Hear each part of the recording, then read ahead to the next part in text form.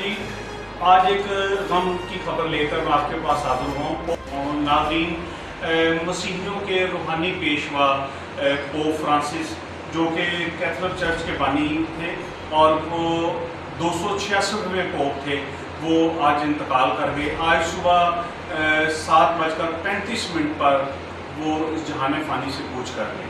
उनकी तबीयत काफ़ी दिनों से ख़राब थी और उस दौरान वो उनकी तबीयत संभली भी, बेहतर भी हुए और वो वापस पोप हाउस में तशरीफ़ भी ले आए।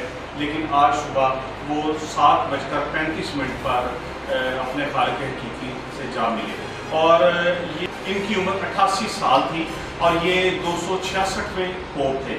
और नाज़रीन, जो बात सुनने में आई है कि कल ईस्टर के दिन, कल रोज़ ईस्टर, ये शदीद तबीयत ख़राब होने के बावजूद भी अपने मिलने वालों से इन्होंने मुलाकात की। उस दिन इन्होंने ईस्टर की मुबारकबादें लोगों को भी दी और उनसे वसूल भी की। और जो इन्होंने आखिरी बयान दिया वो उनका ये था कि फ़लस्तीन में खून रेज़ी को बंद किया जाए और ये जो जंग है फ़लस्तीन की और इसराइल की, इसको बंद किया जाए। उन्होंने इसकी मज़म्मत की थी।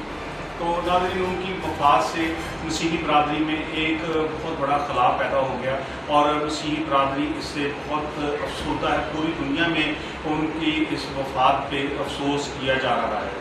तो ये एक बहुत इस वक्त पूरी दुनिया के लिए गमनाक खबर है इस वक्त।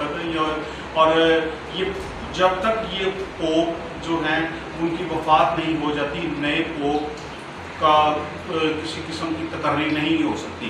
तो ये अब नए पोप की तकर्री की तरफ जाया जाएगा इनके तमाम रसूमात अदा करने के बाद। शुक्रिया नाज़रीन, आपका होस्ट सलीम चौधरी। अल्लाह हाफ़िज़।